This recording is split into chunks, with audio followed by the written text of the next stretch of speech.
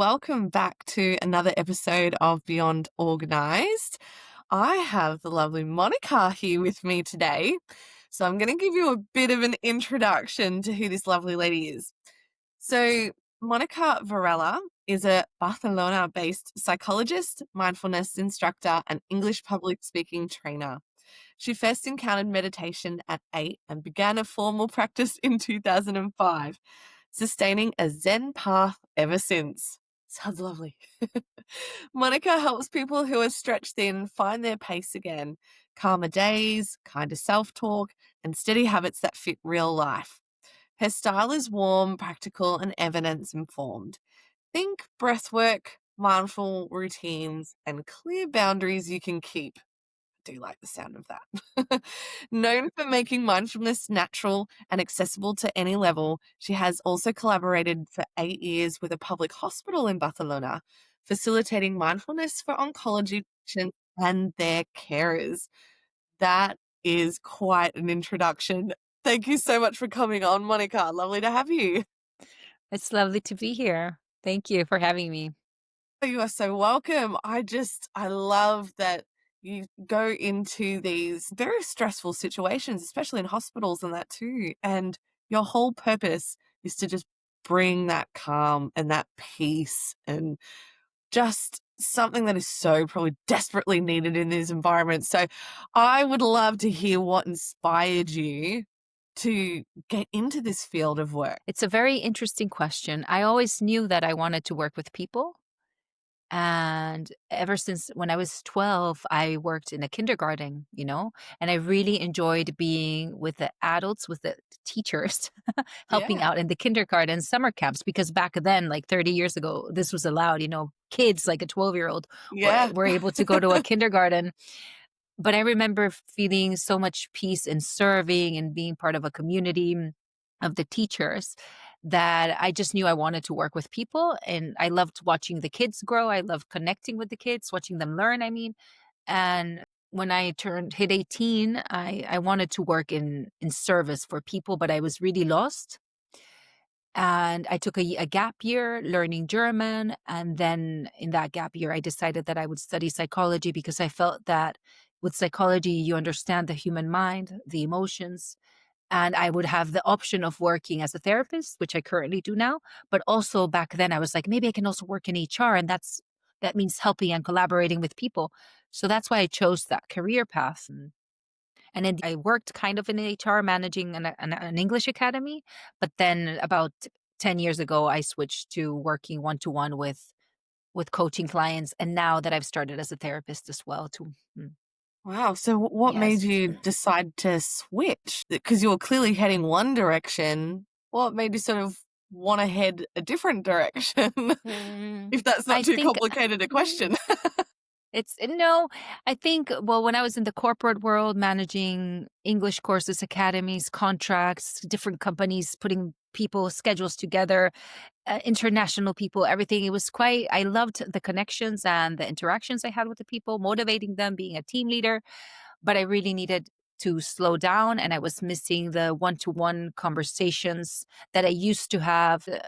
Yes, after experiencing burnout back in 2016, I think I decided to make a shift and go into coaching and now therapy or mindfulness Mm. based therapy, however you want to call it. Yeah. I think of myself as someone who offers emotional support to people.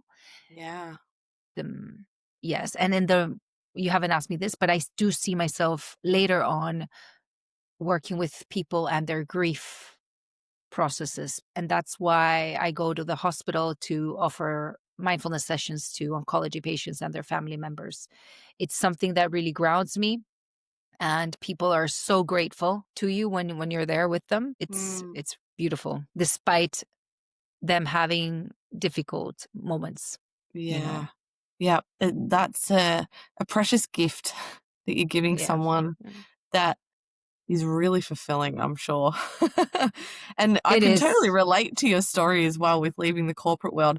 I am still in the corporate world, so I still Okay. have a 9 to 5 job whilst I am balancing this whole growing business and a lot more clients and everything like that. So my hands are very full, and I'm hoping to step back a little bit in the new year, which is exciting. But I get Yeah. it. I get it. I've been leading teams. I've been doing so much. I've worked in insurance for so long and then banking, and I have done a great job and I love what I do there.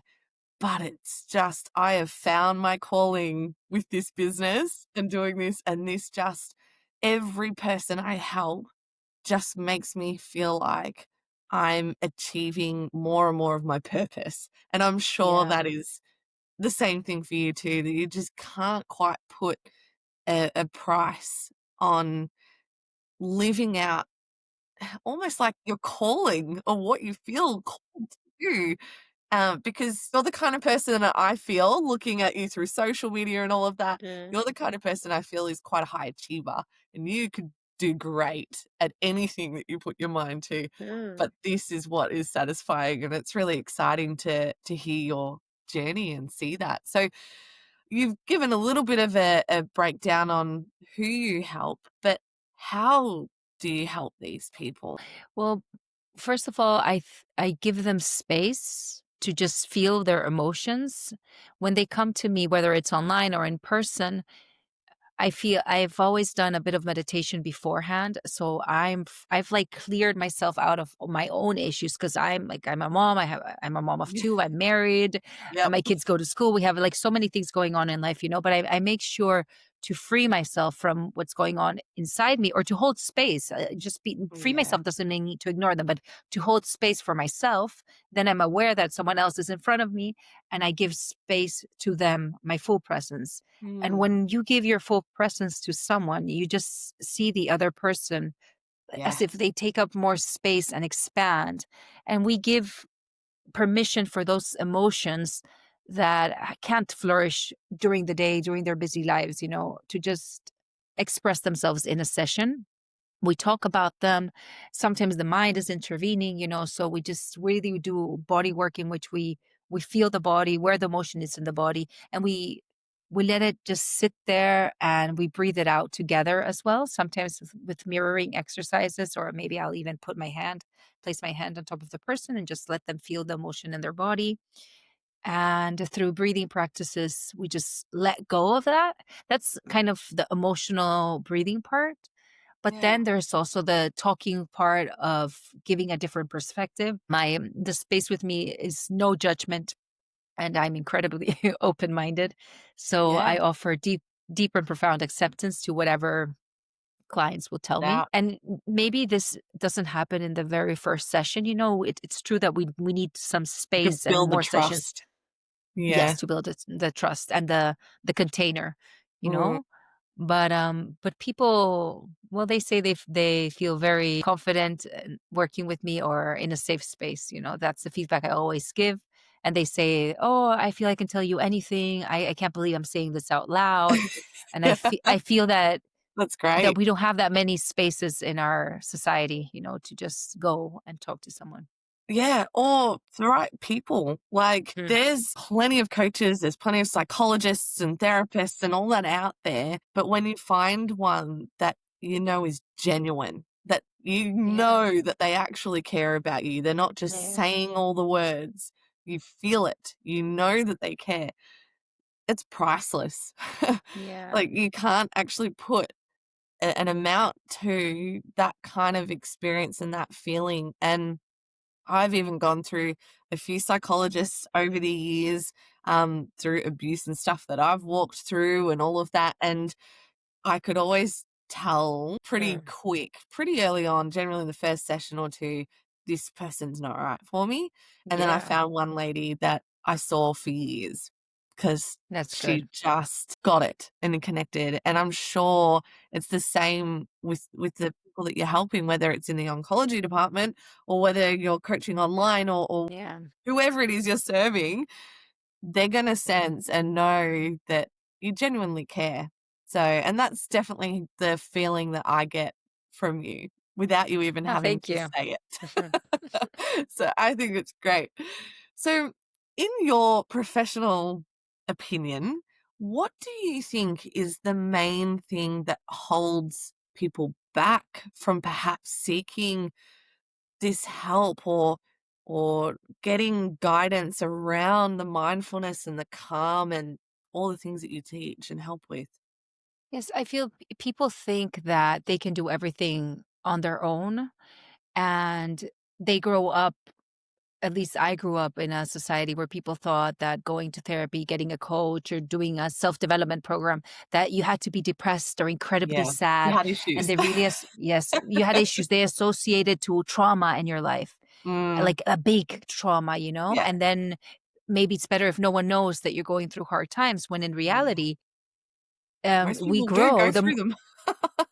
everyone goes through them. Yeah. Yesterday or this week, I was seeing, a reel, but by a woman whose book I'm reading, like, she's a neuroscientist. She was saying that 70% of people will go through traumatic experiences in their lives, and only about 5% of them will go and ask for help. So there's a huge gap, and people have resistance to it. We still think that looking for help or asking for help is a sign of weakness instead of a sign of strength, Yeah. because I am for sure a better person thanks to all the help I received.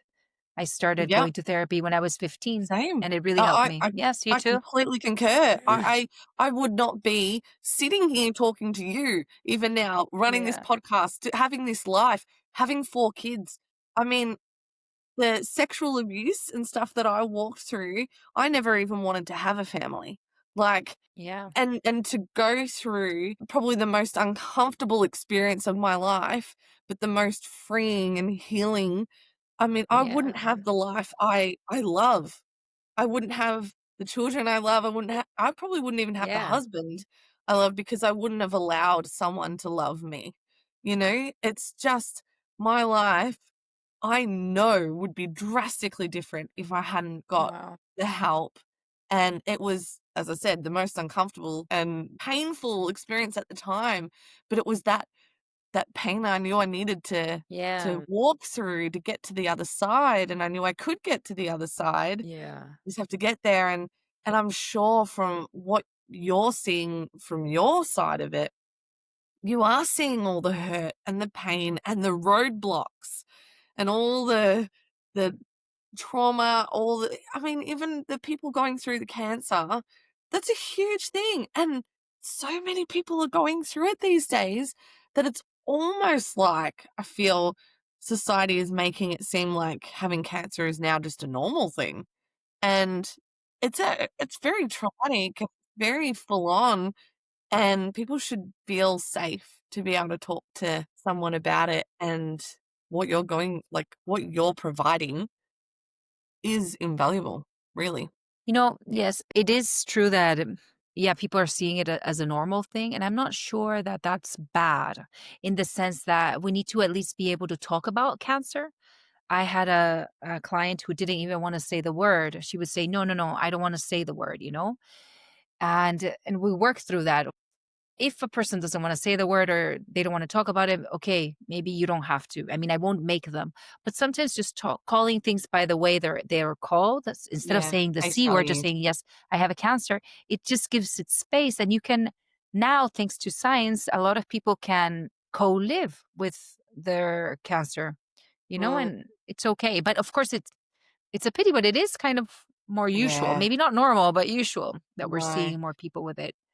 I But have that's also where Yes. it would be valuable in what you provide, Yes. that it doesn't matter if you're someone that can't even say the word or you're fully accepting of the situation and you just wanna process and move through, Yeah. like, having someone to process it with that can Yes. help with this, you would be a great person to Thank you. help Yeah. with the processing no matter what side of the spectrum you're on when it comes to dealing with it.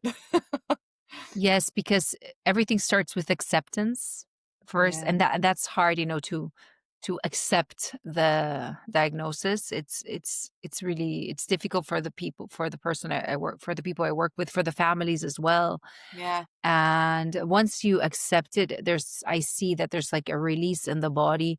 If it's a tumor, for example, it's a part of you too. You are also that tumor. And when you start seeing it as the enemy, I think that there is a bit of release. And the tumor sometimes, if we're talking about a tumor, it comes to give you a message. And we can even in therapy, we can also talk to it and listen to it and just get ideas of what message we're getting from this visitor that is also a part of us. And I just Yeah. like to say something, I don't Yeah. that sometimes people feel guilty for having cancer, or they start thinking, "Oh, why did this happen to me, you know? I didn't deserve it. I was so healthy." And it's Mm, true, but the way I see it is that your suffering is my suffering too, you know? So whatever is happening to you is also happening to me. So even though it hurts that you have cancer, it's also my cancer. And this, mm, in a way, brings me together with the client, but also with society in general. And it's the only way I can understand why cancer is becoming so normal, or why children or babies, are mm. sometimes born with cancer. They haven't done anything. Nobody No, deserves it, you no, know? nobody deserves And it. It's not anything that, well, from my beliefs, I don't yes. believe it's anything that you have done necessarily. It's cause it now sometimes, look, you smoke a lot and you might get lung cancer. Sometimes there are some form of consequences to things, but even Yeah. then, you can't necessarily say that's the Yeah. direct thing. It's sometimes things just happen, and for Yeah. most people there is no common link that they can find. It's just what happens, or Exactly. it's genetics or whatever, and it can be quite an obstacle for a lot of people when, they feel like they've done something that's caused this, they've done something to deserve this, that they've Yes. failed in some way, and I've been seeing it a lot with my own father at the moment going through cancer and all the processes, and I think he's still in a bit of the denial phase. It's been a few Yeah. months, but it's it's quite a process, and he's doing really well. He's I'm doing glad. really I'm glad well. to He hear that. had surgery a couple weeks ago, and he was told he'll probably be in for about 4 weeks. They released him a week later because he was doing Nice. so well. So, but he also refuses to believe he's got it or whatever. It's just like, "No, I'm good. I'm healthy. I'm just gonna fight this and just move on." So, What it's very yeah. dra And where is his cancer? it was W the appendix.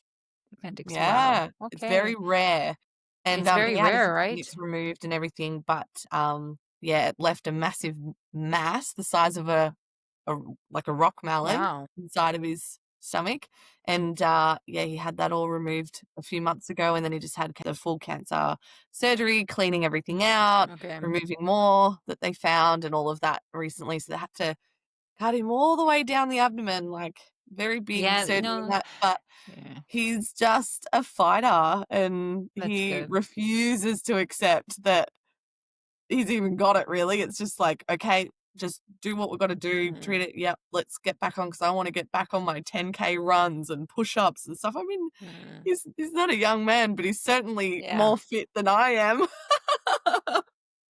So, yeah. look, everyone Mm. goes into it with a different mindset though, hey? And Yes, and no, and here, what like, if I can offer just any piece of advice, is about respecting his whatever he decides, you know? You can offer yeah, the space, you can be there for him. yep, You always feel, well, not all, I can't say always, but people feel like it's never enough, and maybe you can never do enough, but just accepting and be and holding space for whatever it is that he's needing. And I'm just saying, asking you this because my mother-in-law was recently diagnosed with cancer as well. And it's the journey is just starting with us. She's been operated as well, and she has the whole oh, cut all the way to the yep, stomach. yeah, She's also in a bit of denial phase, but we have to yeah, just be there for her and see how it goes without if she I know that if in moments when she starts complaining, we just have to listen to her and then offer her like glimpses of our own yeah. views of life, Yeah, and hope. ho- Offer hope yeah, too. no, hope, or just different ways of doing it. Oh, maybe I would Yeah, do it like this, so there are yeah. different ways Maybe in we which can you can try it like communicate with this, the people. and yeah, Hmm. maybe we'll try that, and yeah, and I think, even with my dad, it's like, "Okay, yep, it's happening. Let's deal with it. Let's move on." And Yeah. I know not everyone gets that opportunity to even move on, but yeah, you just take it one day at a But, time and yeah, do what you it's can. really nice. It's really nice right now that you're saying that you're acknowledging the fact that not everyone gets that opportunity. Yeah. I really appreciate it because recently, 2 weeks ago, I was in a breathwork not conference, like a course or show, I don't know what you wanna call it. There were 600 people in a mall, and we had all paid to see these breathwork teachers, and I went because, well, a mom friend invited me, and I thought it'd be really nice. And they had these really cool headphones, and they guided the meditations with music, headphones, the audio. It was Oh, impressive. It was really beautiful, yeah, and that 600 sounds people cool. were in an auditorium, and it was really Wearing cool. headphones. Just like this. Oh, However however, I left leaving with mixed feelings, and I don't wanna criticize the work of these experts, in breath work as well, but their argument all the time was about how if you don't do the breath work, you're gonna get sick, you're gonna get cancer, so I didn't like this, oh. and That's not the right kind of and language in my mind. this is what I heard, okay, I would have to watch the replay, as well, but Yeah. they what I was missing was the holding space or acknowledging that some people don't have a second chance, you Yeah. know, or acknowledging the kids who come to this world with already having cancer, Yep, all and the they odds don't. against them. Yeah. Yes. So some people just, and it's not because they didn't do the breath work, but yeah, but now in social media, there's also this discourse of if you don't do the self care, this is going to happen to you, and I don't want anyone It's such to a feel that anything's negative going to happen to. it's such a Mhm. negative perspective. It doesn't bring life. It doesn't speak life into No. people either. And I think, yeah, not everyone is going to survive cancer. Not everyone is going to survive whatever the traumatic situation Yeah. is they've gone through or whatever. But if you're still here, there's hope.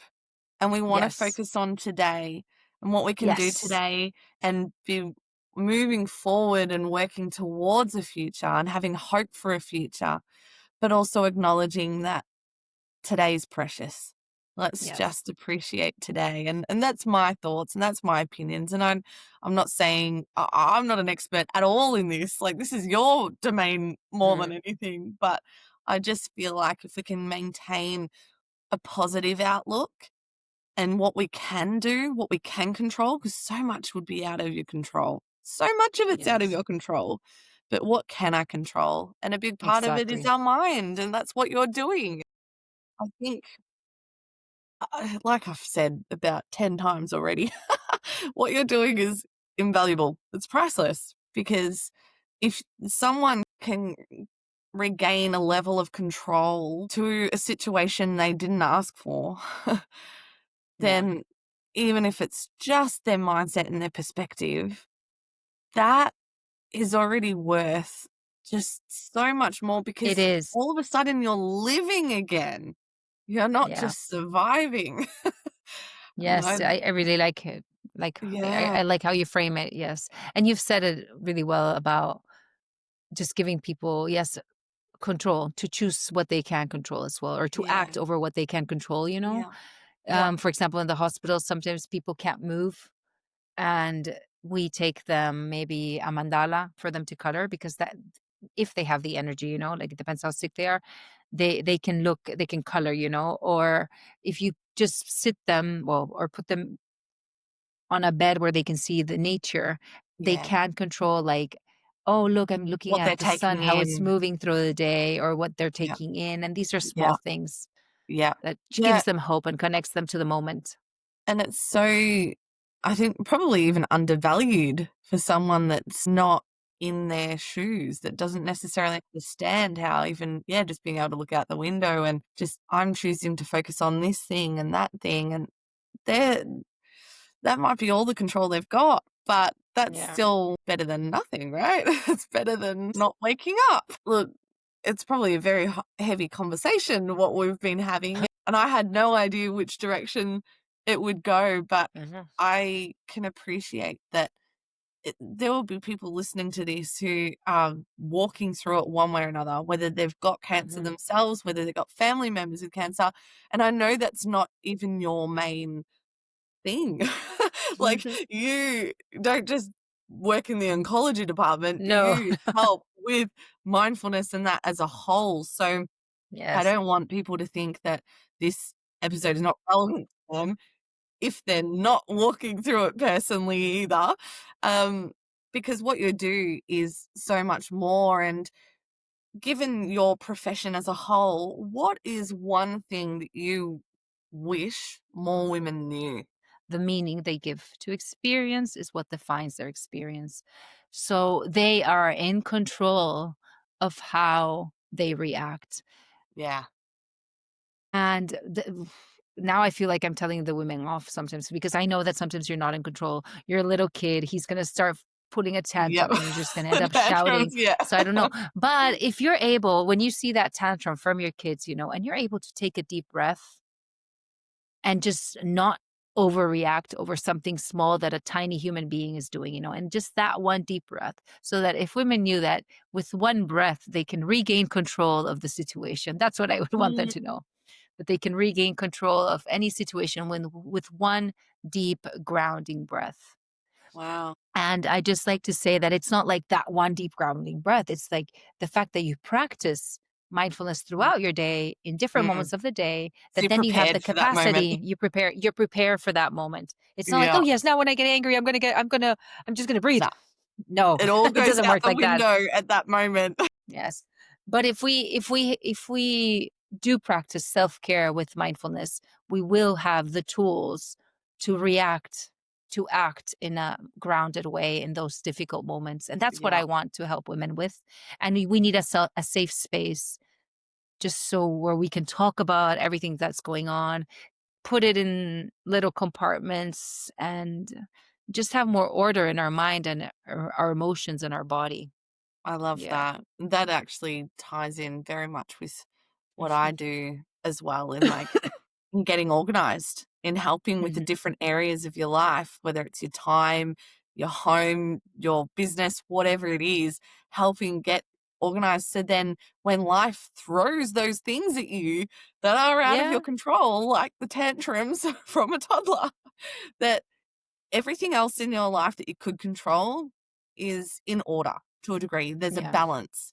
So then when life throws things at you that inevitably are going to happen, generally on a daily basis, something will happen, then you can approach it in a way where you're not Mm, reacting to the situation. exactly. You're being proactive Responding. in how you Yeah. respond. And so it's very much aligned with what you're saying Mhm. from your perspective on things, and I think I love it. I love it. I agree because I do the same sort of Yeah. I do, so I think it's great.